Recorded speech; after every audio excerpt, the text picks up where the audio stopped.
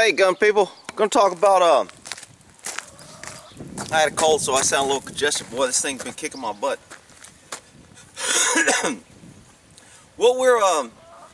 There was a question that came up on one of the guns pages that I haven't really addressed specifically about the slide lock, how to let a slide go forward, etc. And this is common with, especially I'm finding that a lot of these smaller guns give smaller surface areas. So this Glock here, man, I usually work with loaded guns, so I mean, people are like, oh, you should always clear a gun. It's a, look, I got a safe area, I'm out here, I'm open areas. If I need to shoot, I don't have ears on, so I don't want to shoot, but my gun's loaded. I'll go ahead and, this won't even fit in there. Stick this in here and just take this round out. So, when you're letting your slide release, you're going to notice in a lot of my videos, when I let my slide release go, I usually do what's called, some people call it a grip and rip, some people call it a slingshot method. You know, if you're shooting a slingshot, you'll go like this. That's more traditionally how the slingshot method came about, is if your gun's locked to the rear and you slide a mag in, you go like this and you get back in a fight. Well, this is, I guess, a modified slingshot method, to where basically you're doing the same thing, you're just shooting across, or you're pulling across your body here. So this little device right here, and this is what the question was, is this a slide stop or is this a slide release, or is it both? And should I use it, and does it hurt if I use it, or will it cause malfunctions? Will it hurt the gun, or will it cause a malfunction? So what this little piece here does, a slide, I call it a slide stop, is it stops the slide from going forward. You'll see this drop and move as I pull back and release the tension from the spring. It falls and then it lets it forward. So this has to be pushed up. Some guns have big buttons for their slide stop or slide release, what people call it. Glock is specifically made a smaller one because they don't want you using it as a slide release. If I use this as a slide release, people will use it with their thumb, and there's a theory out there on whether I should use this thumb or you shouldn't use this thumb, whether you should use your second hand to use it. So which one is correct and which one? I'm not into, I don't like to get in, whoo, that sun's getting bright.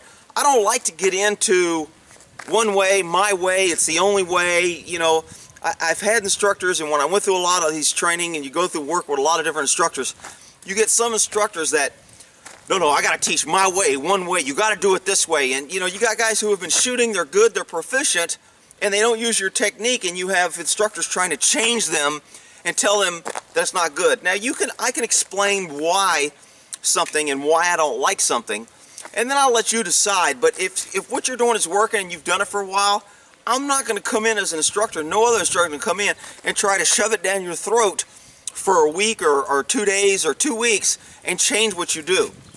So you're going to have to believe why you're doing something, and you're going to want to change it for a tactical reason or for a more proficiency reason.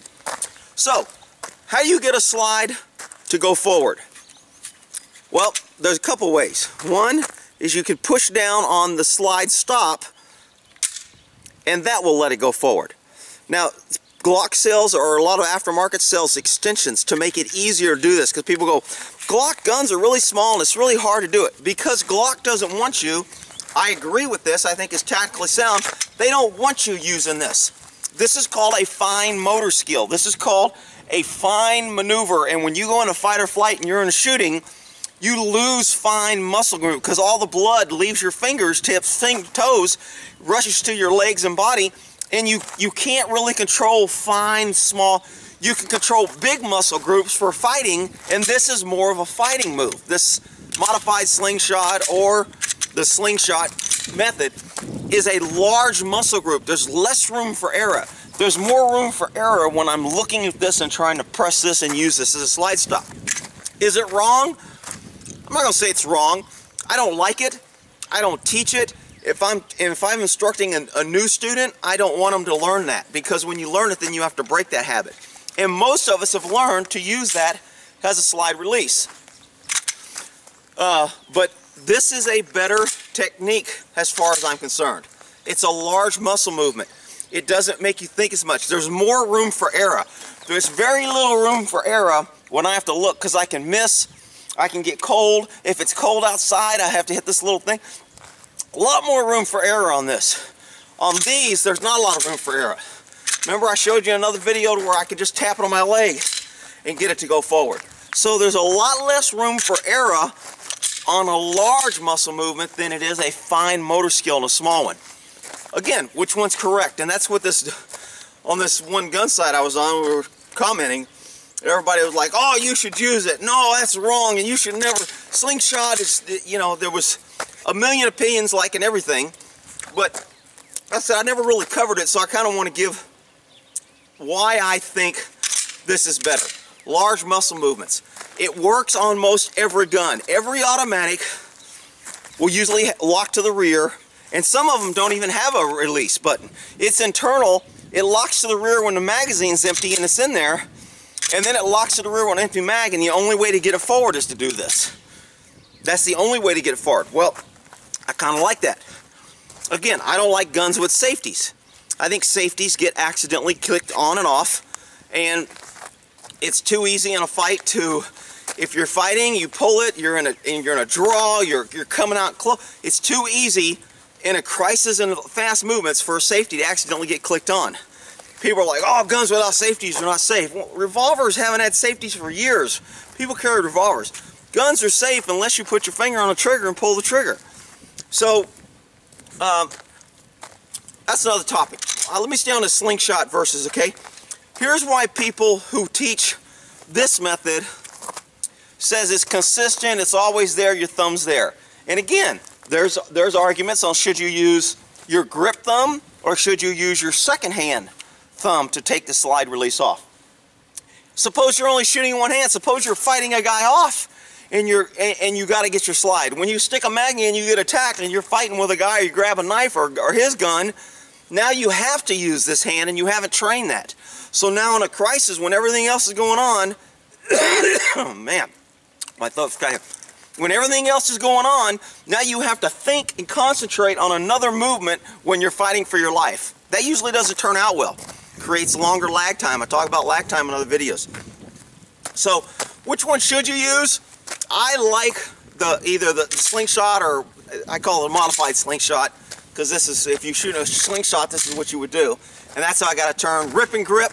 They'll call the rip, you just, or grip and rip. You grip it, and you rip it back, and you push forward.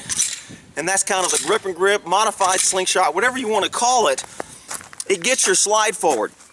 Remember, the only thing that holds a gun back when it goes back like this is either if I push this up, and I push that up manually, or when an empty magazine's in there, that follower pushes that up. So when the gun is pushed up and it's locked like that, to get any type of bump will move this slide back and release that tension. So, I mean, it's very easy to get a little rearward bang. Hear this slide kind of cocking? If I did it hard enough, I could almost chamber around. But doing the rip and grip, slingshot, modified slingshot, these are large, close, what I like, keeping things close so I can protect my gun, I can fire, I can deflect, I can do things with my gun close to me by using this technique. The other thing I like about the rip and grip of the slingshot is you don't have to worry about learning something new, or if you have a different gun, or if you find yourself with a gun you've never shot, bad guy drops his gun, you're fighting for a gun, you end up with a gun. The method works with all guns. Now, there's a couple guns that have the safety up high on here. And some people will say you shouldn't do it with that type of gun because when you grab this, it's easy to kick the safety on and off. Well, that would be what I would call specialized training for a specialized gun. If you're carrying a gun that this does not work for that reason, then this may not be the best technique for you. But you would need to train specifically for that gun. This is more of a universal technique that will work with all automatics. But if you have a safety or something here, sometimes this will accidentally either kick on a decocker to where your trigger doesn't work, or it will turn the safety on. So then you would go oh shit, my gun ain't working. Your mind ain't working fast because you're in fight or flight, blood's rushing off, you're in reactive mode, and you would have to stop and think, let me try my safety, let me tap and rack, let me see what's going on. Now, most people, for almost all guns, when you have a malfunction or jam, they teach the tap and rack. So if they're teaching tap and rack, and then they're saying, well, you shouldn't use this technique because you might click the safety on, I'm like, well, what do you do when you have a malfunction on a gun? Do you not do the tap and rack? I mean, each gun is individual. I get that, but I like this technique of doing this. I don't like using the slide stop, and I call it a slide stop specifically because it stops the slide from going forward. It's not a slide release because that's just, if you call it that, then you'll start using it as that. Now, have I used a slide release? Sure. Was I taught that way? Yeah. When I was younger and automatics were first coming out, I told some guy the other day, when I was in the Air Force, we carried revolvers. He's like, y'all carried revolvers? I go, dude, they didn't have automatics. So, you know, when you're old, you've been around, you see things change. Automatics were a little bit newer. They weren't really as adapted to everybody, and, you know, the Army carried the 45s back in World War II, World War I, but a lot of agencies, police agencies, they didn't have automatics. They carried revolvers. That was a standard issue gun. So, that's, I want to cover that topic. Again, personal preference. I'm not saying you're wrong. I mean, I'm not looking for an argument. I don't want somebody coming on here, oh, you should never teach that. Slide release, I've been using it for years and it works. If it works, continue to do it. If it works for you and you like it, then great. If you've already developed a technique and you don't want to change, then don't change. But if you're new and you're getting into guns and you've never learned before, I think it's better to learn this technique. It's a good habit. It works with most guns. Personally, I wouldn't carry. I used to have a Beretta 92, and that's one of the guns that has that high slide release. I got rid of it. I didn't like it. We carried it in the Air Force when they went away with the 38s. But look, I'm just trying to give you tactical ideas and decisions on why people do things a thing. The other question that came up on this topic was, when I've heard that if you use a slide release, you can damage the firing pin or it doesn't load the round properly and you can get a jam.